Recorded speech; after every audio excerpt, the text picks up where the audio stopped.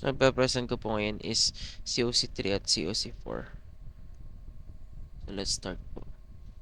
So, pipiliin po natin is GUI. Yun, pangalawa po. Yan. Tapos, next lang. And custom. New. Apply. Tapos, hintayin lang po natin ito matapos. Loading.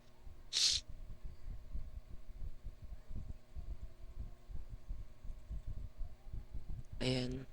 Mag-restart lang po siya. Tapos, mag-create po tayo dyan ng password. So, admin 12345. So, ayun. Ilalagay lang po natin yung password na nilagay natin kanina.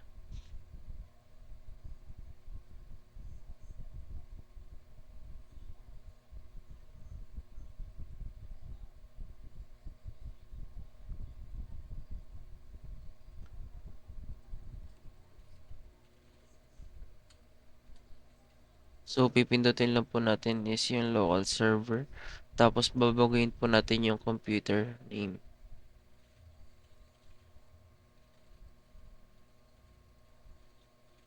So, nilagay ko po dyan is Sarmiento server. Is okay lang po natin.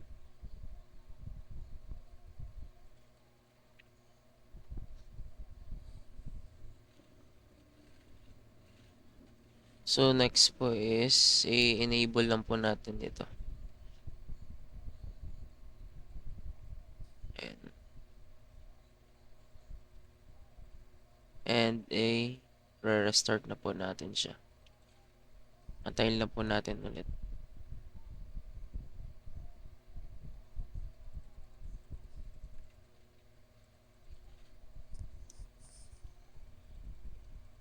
Lagin po ulit natin yung password natin. Tapos balik po tayo ng local server. Ayan. Ito yung manage. Tapos next lang po natin.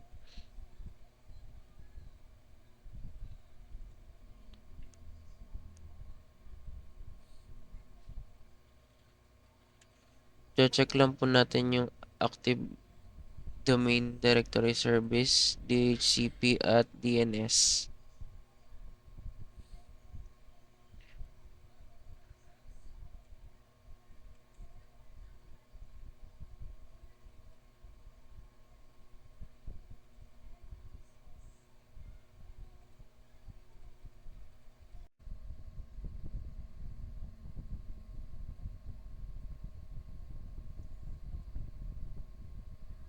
At ito rin po.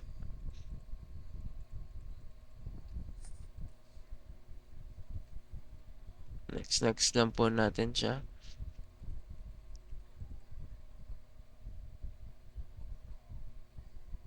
And i-check din po natin yung first 4 buttons po na yun. Checkbox. Yan. Next lang po ulit.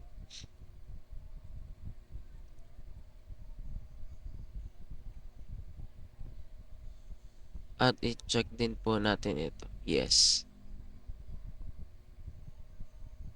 Yan. Antayin lang po natin install.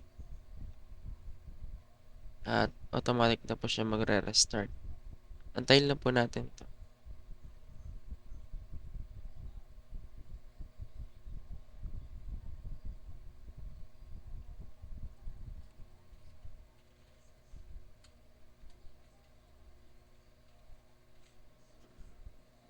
So, maglalagin lang ulit tayo ng administrator and yung password po natin na admin12345.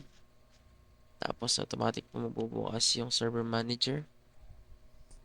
Ayan. Antayin lang po natin siya mag-install.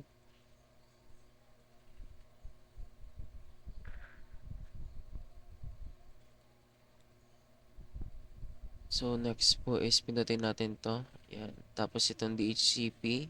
And, commit lang natin. Tapos, ito po siya. Itong pangalawa. Tapos, add new forest po. Lagay natin is Sarmiento.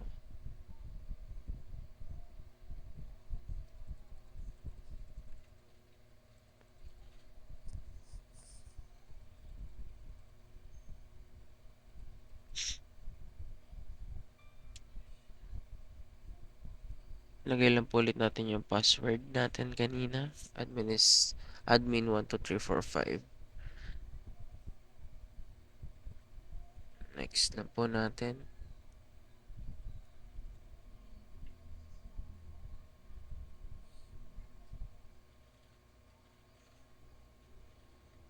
Tayo lang po natin siya matapos. At next lang po.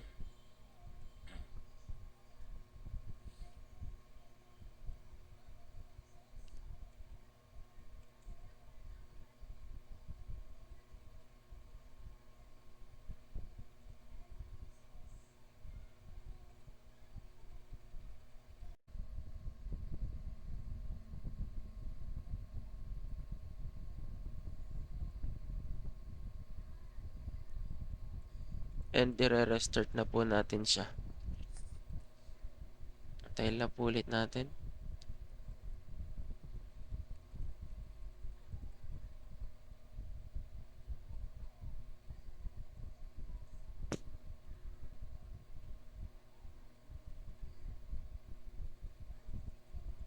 Maglalagin na po ulit tayo. Administrator and yung password po.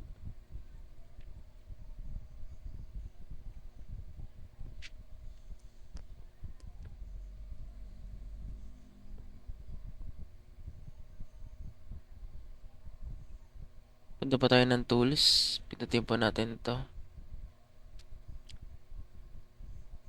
At itong ginawa nating Sarmiento is i-right click lang po natin. Tapos, yan.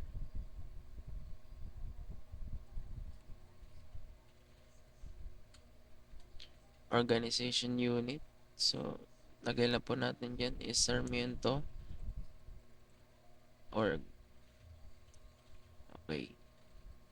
So, right click lang po ulit natin. New.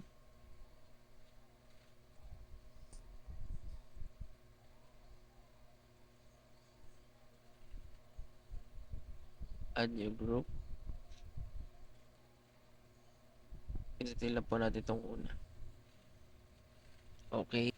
Next po is add tayo ng bagong user. So, input lang po tayo ng name. First name, last name. Tapos, nilagay ko lang dyan is Sarmiento. Tapos, next.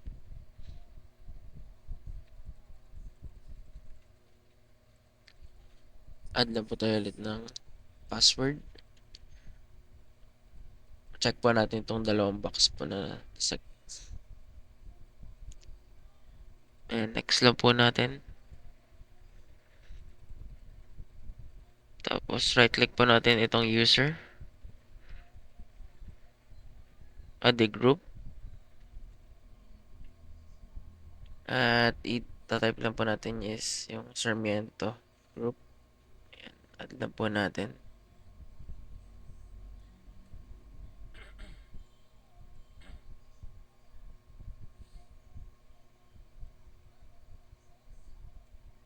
Next naman po is doon sa DHCP po tayo. I-right click natin. Pindutin natin tong IPv4.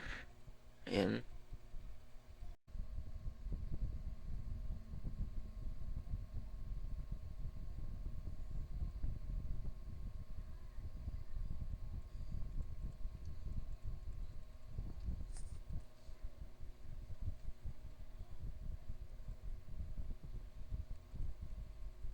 Next naman po is maglalagay tayo ng IP address natin.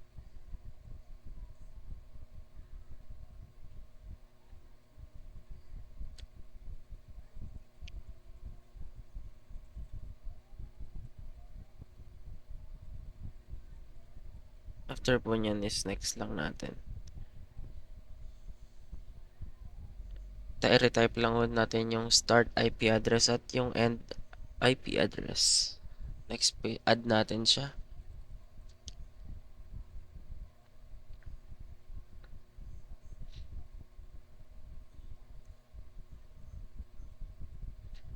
Next lang po natin.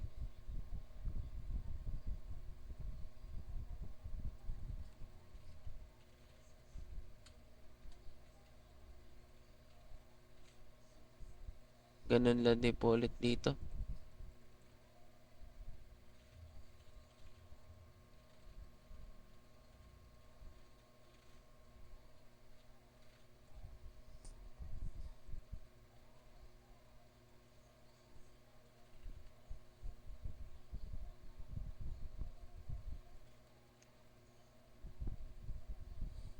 Nilagay po natin yung sarmiento.com.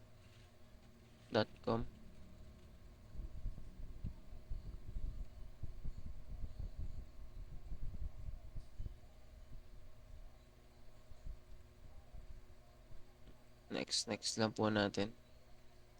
Next po is punta tayong group policy. Ayan po. Check lang po natin dito sa ating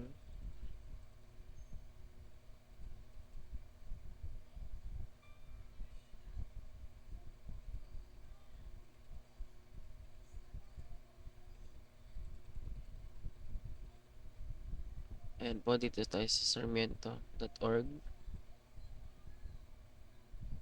Palitan lang po natin ito ng folder redirect. Tapos okay lang po natin.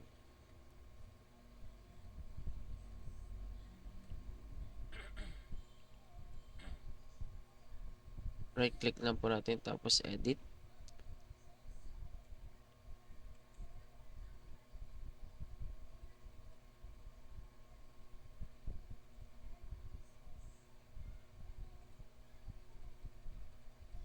Ayan po, pindutin po natin dito. Pindutin lang po natin tong folder na to. Ayan.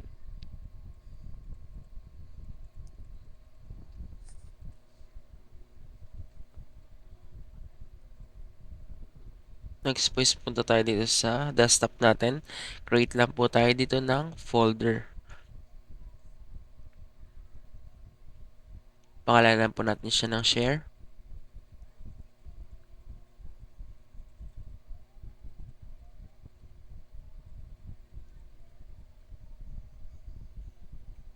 Ayan, properties, sharing. Tapos, ito. Pindutin po natin yung everyone. Add. Tapos, palitan lang po natin siya ng read and write. Add lang din po natin dito yung Sarmiento group.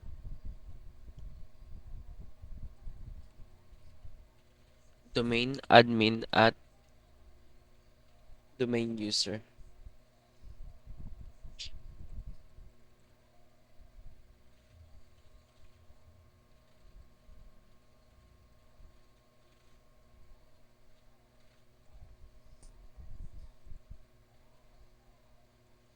Papalitan din po natin siya nila din ng read and write.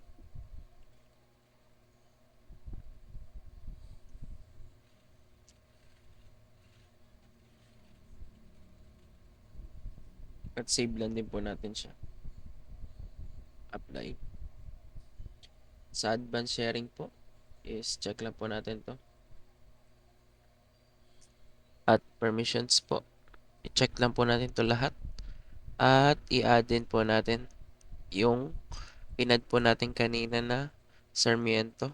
Tapos yung domain admin at domain user.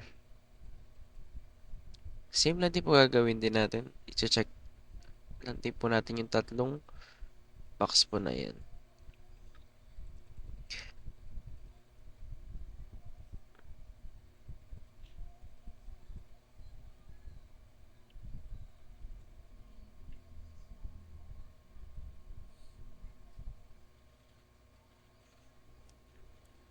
Next po is apply natin siya.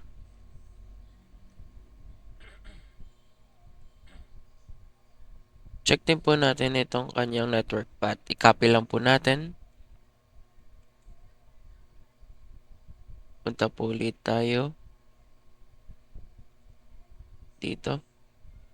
And check natin sa desktop properties. Tapos, palitan pa natin ng basics. At i-paste lang po natin dito yung kinopy natin kanina na network path. Tapos, uncheck lang po natin to. And apply. Okay po. Ganon din po gagawin natin dito sa documents.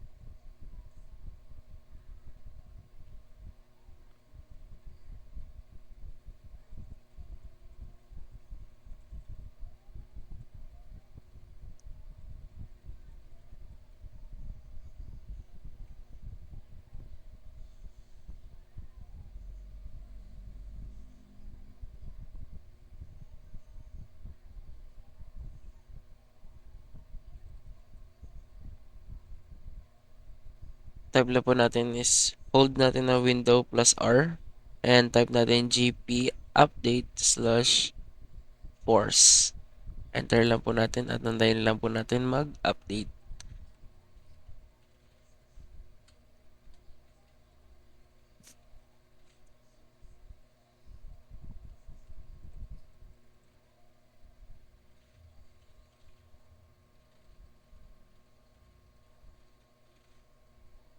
Export, punta tayo dito sa local users and group. Ayan. Palitan lang po natin siya nito. Ayan. Tapos, mag-a-add lang po ulit tayo ng Sarmiento group. Ayan po. Tapos, yung domain user at domain admin.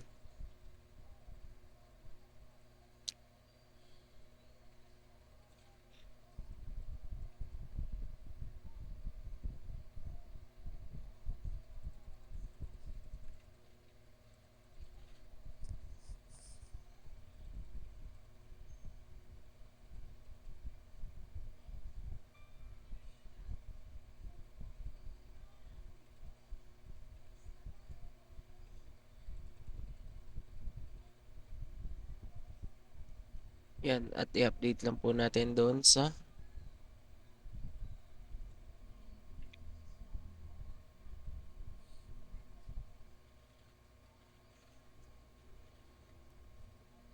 ayun, nag-update na po siya.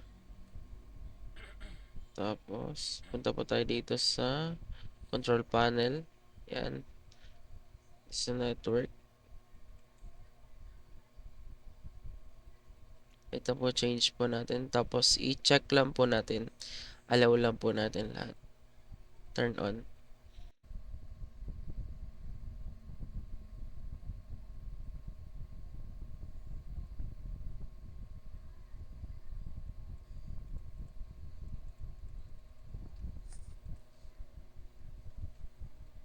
Punta po ulit tayo dito sa local server. Yan. Tapos ito, pindutin natin. Ito. I-add lang po natin ulit dito yung pinang-add natin kanina na Sarmiento. And yung domain.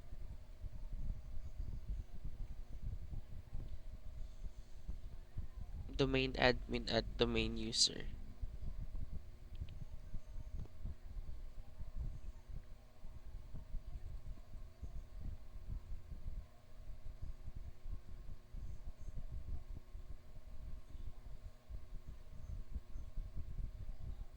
Yan, okay lang po natin. Okay.